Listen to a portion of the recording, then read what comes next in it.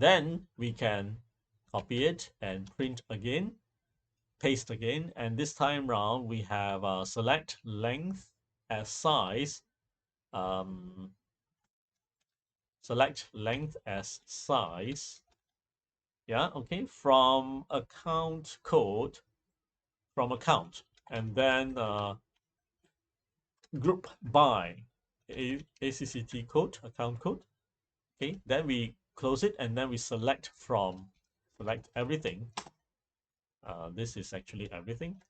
Select everything from temp table as T1 and cross join it with the same temp table, right, as T2. Notice that temp table doesn't exist in our database.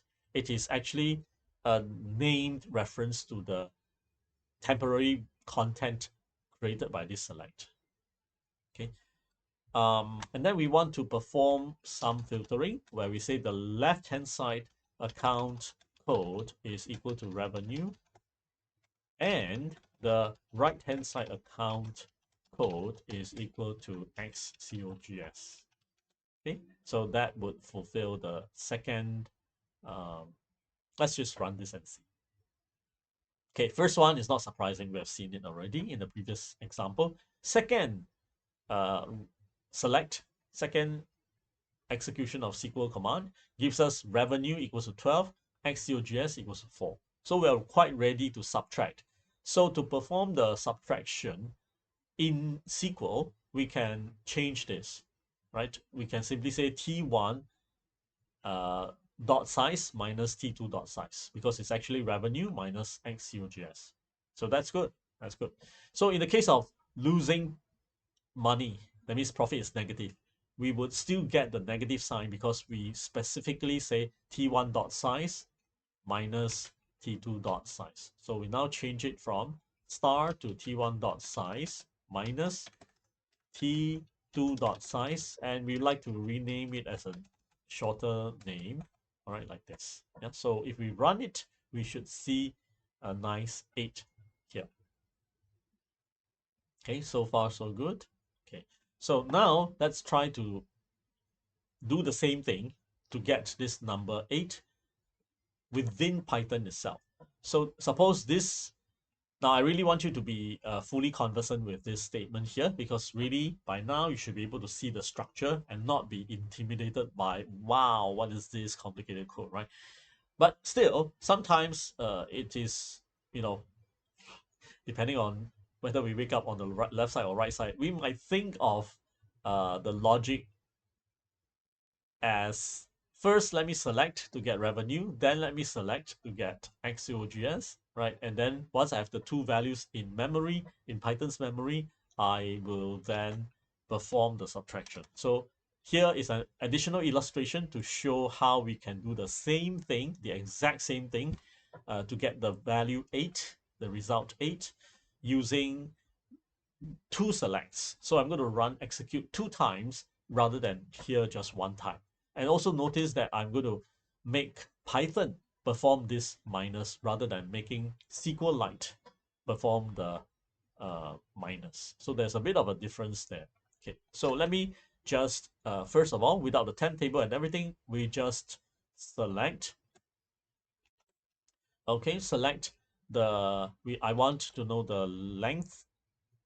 Yeah, I want to know the length from account, all right, where account code is equal to revenue. I have to say this at some point, isn't it? So I basically just do that. So let me execute that. And here, I would then say the revenue value, all right, or rather value of revenue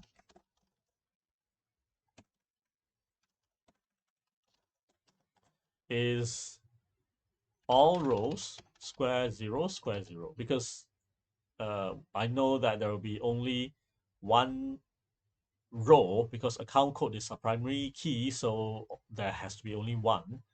And I know our revenue exists, right? We can write more complicated codes to check that, you know, there's at least one row, but let's just say I know it exists. So I can safely say, give me the first row. There can be a chance that there isn't any because we haven't got any revenue account code created yet.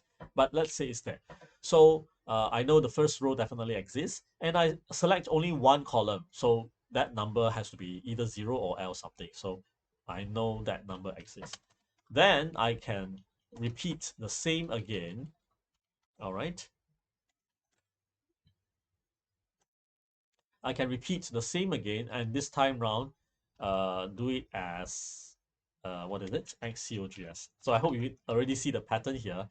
And I execute and commit and then perform everything. And now I would just store it into val revenue val XCOGS like this. Yeah. Okay, so now I'm ready. I simply say result is equal to val revenue. Notice my minus is inside my Python script. Okay, so now I print, not print all rows, but print result.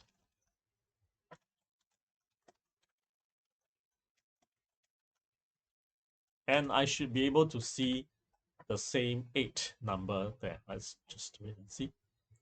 And I'm sorry about that. Okay, so I didn't close it properly. Okay, let's do some spacing here. Okay, so we skip past all these, we know already, and the result is 8. Nice. Nice, isn't it? Yeah. Okay, good. Then if just another illustration of how we can make our code more readable, more compact, notice that we actually copied and pasted it and then just modify slightly. Does that ring a bell? We copied this code, we execute exactly the same code with just a little bit of modification. Yeah, you see that? Okay, good. So we basically can factor it out, right? We can extract the same logic and just pass in parameters, the little bit of differences in data. Yes, so that's exactly what we're going to do. So we say define a function, all right, define a function, and let's call it get value from SQL. So this function is going to take a parameter, which is basically the account code, because only the account code needs to be changed here, right? Okay, so we're going to do that. And the rest is exactly the same code. However, we're just going to return, before that, we need to modify it, change it to an F string. And inside, instead of a fixed revenue, we can put account code. So whoever the caller passes, whatever the caller passes in will be directly fed into the SQL command. So we commit, we we execute, we commit, we get the data. We actually don't have to commit, but just leave it there. We get all the rows and the value is going to be here, and then we return our value v. So what we need then is val revenue is simply get value from SQL, feeding it with revenue, and val XCOGS is exactly the same function call now, just feeding it with XCOGS. And the result will still be the same. Okay, so let's just run it. We still get 8, but now our code is not just shorter and more compact, I want to say prettier, but also it makes a lot of sense, right? It makes our code very, very readable. In fact, now the logic is so crystal clear. Get me the value for revenue. I use value here because actually I'm trying to, you know, pseudo create a number. It could have been bank balance, it could have been money left, end of month or whatever, but I just create an integer based on the length of the name column. So get me the value whose account code is revenue, get me the value whose account code is cost of goods sold, then minus in Python. And that's so easy, right? So despite running SQL command twice, and earlier on we discussed this, right? So if you run 2 commands, it's going to take a little bit longer than running 1 SQL command because it's complicated, right? You've got to go down the SQL chain and go deep into the database, get the data out, and then come back. And then you do that 2 times. So between having to do it 2 times and 1 time is preferred. So in other words, this is preferred. However, if the logic of doing this just to get the difference between the revenue and cost of goods sold, which is just a minus, isn't it? So to make such a simple arithmetic into such complicated logic, maybe we could just live with the clarity of doing fetching from SQL Select, simple SQL Select 2 times. It's so simple. This cannot create any misunderstanding. Yeah. So I leave it to you to think about which one you prefer, and the answer is never fixed. Right? It depends on the situation.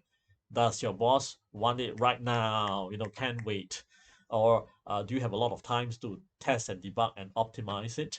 Is your database very sort of bogged down, is very slow, and so you might want to try to have just one-liner code to the database as much as possible. So it all depends on many factors. Are you programming alone or are you programming in a team? Is there certain programming guideline in the team kind of setting, company kind of setting, programming project kind of setting, or are you on your own and you can decide what you want? Do you intend to reuse the code, or you just do a sort of quick and dirty one shot, get it done and dealt with and finish? So, so it depends on a lot of factors and conditions before you choose what is good for you in terms of translating your objective and goal into the actual coding logic. Okay, so that pretty much sums up our demonstration for cross-referencing tables using with, using group by, and using aggregation function. So I hope you enjoyed it, and see you in the next video segment.